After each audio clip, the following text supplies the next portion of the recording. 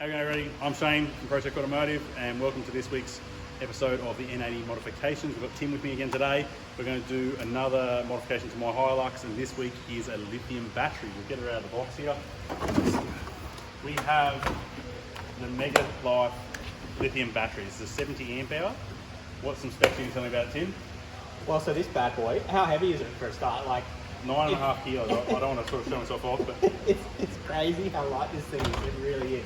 So it's 9.5 kilos. 9.5 kilos. And it's got 1,650 CCA, so that's cold cranking amps. So that's heaps. And 70 amp hours. Now, if you compare, because it's lithium, if you compare it to an AGM battery, you'd need an AGM battery with about double, so 140 amp hours. And you're not going to get that in a battery that size. This can actually run flat, dead flat. So if you've got your fridge running for 5 days, it goes dead flat. There's a button just on top here, which I'll flip over. You press this little button in, that gives you an extra capacity to have your own jump starter. So you can run flat, jump start yourself. Specs say about 15-20 minutes to recharge the battery full off the car alternator. I'll be testing that and see how we go. They're saying about 15 to 20 minutes and it can charge full. And it's a bolt-in mod straight for the Hilux. There are different sizes, different model cars, BMW, Mercedes, Honda, Toyota, whatever you have, they have options for those. I think that's about all we can really say at the moment about it. That's basically going to do away with the dual battery system. Yeah, no more dual battery. I don't need it. It has everything inside. Yeah. That it has to pick up whether it's solar or whatever's going on. As long as you got your MPPT or your PWM, I think they call it that. Yep. As long as you have that, this will take it on. You don't have to do anything else. There's also the Victron Smart Shunt, which will have what did you say? Smart Shunt that will attach this as well, so we'll be able to monitor that off of Bluetooth on my phone and see the load coming out of it and the life left in it. But enough from us. Let's get into it. Awesome. Let's do it. Basically, it's this simple. We're just swapping a battery. That's all there is to it. So we'll rip these brackets out, rip the old AGM battery out, and throw the new lithium in, and that's it.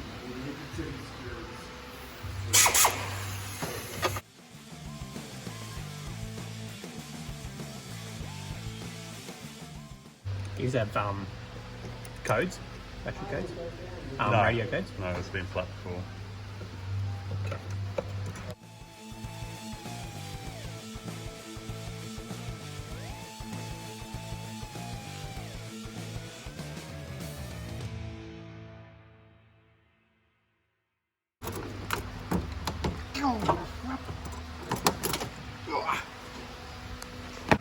So we just had to pull that plastic tray out from the factory battery, as this one is slightly longer, but it has plenty of room to fit in the engine bay.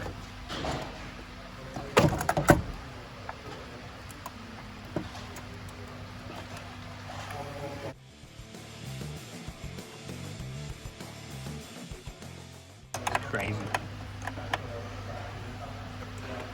Now to compare apples with apples, our factory battery is 490 CCA and 65 amp hour. So to 1650 CCA. Yep. And we actually got the test slip somewhere, I'll find, where they tested it before they ship it out, and actually tested at 1770, rated at 1650. So massive jump in CCA as well as a massive jump in amp hours.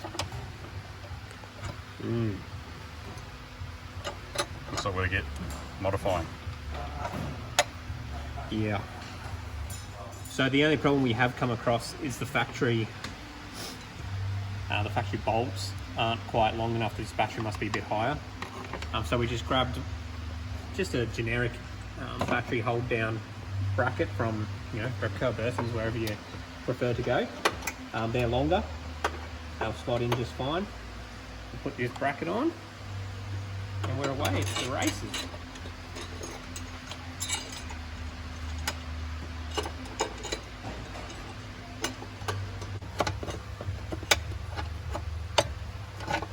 There we go. It's in. Tighten it up and away we go. So we've swapped those two bolts around with the long ones that have come from the projector packet. Just a matter of tightening it up.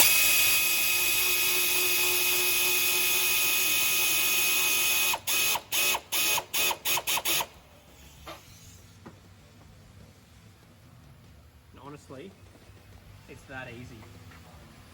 We might trim those so they're not too high. Don't want them punching a hole in the bonnet. But other than that, it's done. It's in. Like, it's just a straight swap. Can't be any simpler.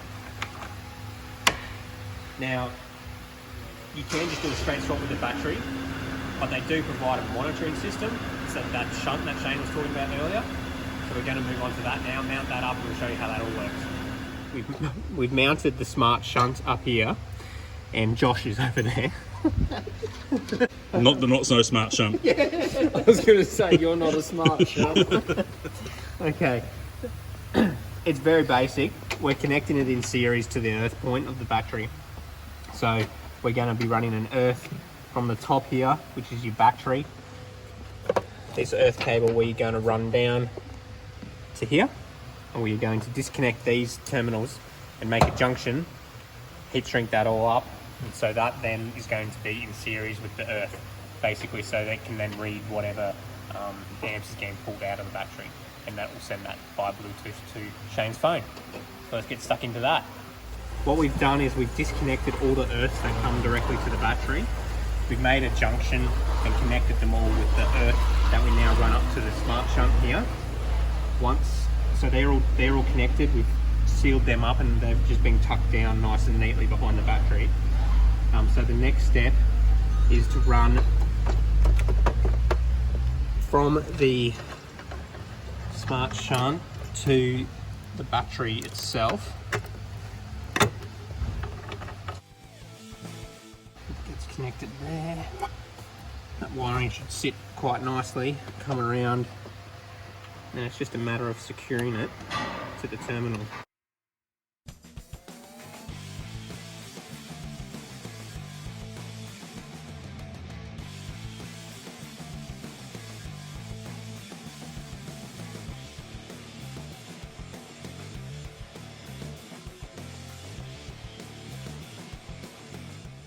These are tight, that's now connected in series. The final step is to connect the red lead from the positive into the module itself.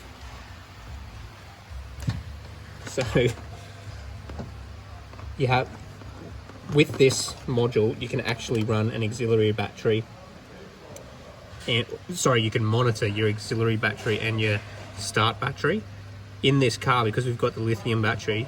The lithium battery. We're only monitoring that, so that this probe will then need to go into the voltage side, into there, like so.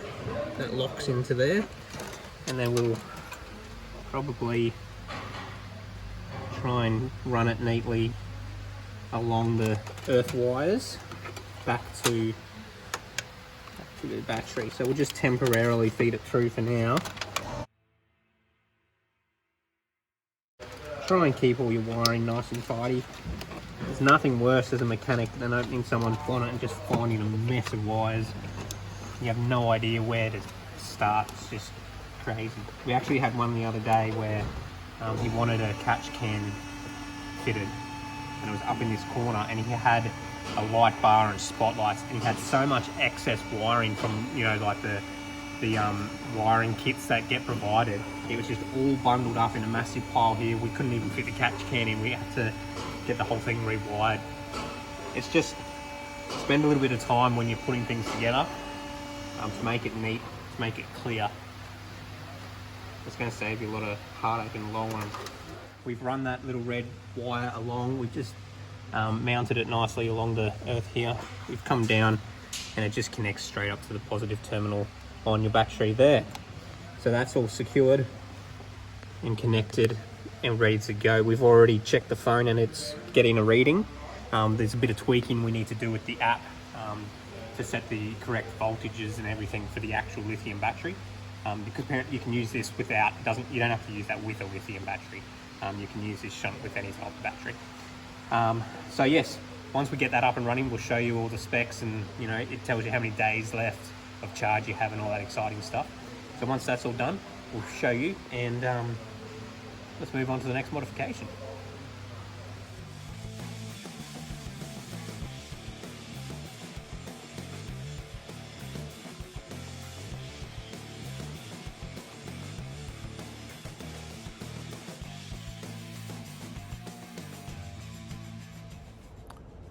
All right, so it's the next morning. I've just had my fridge running all night. I put it straight in the back of the car. Didn't get it cool first by the 240, so we put it in the back. Let's go and have a look and check out if the battery's still good, if the fridge is cold, and what's happening. All right, so the fridge is running currently at -7 and -1 in the two chambers. So we're still nice and cold in the fridge, and we'll go and check what's going on with the battery.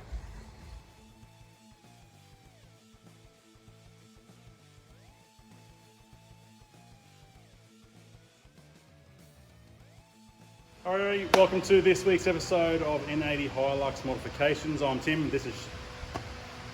I'm Tim. How are we going, everybody?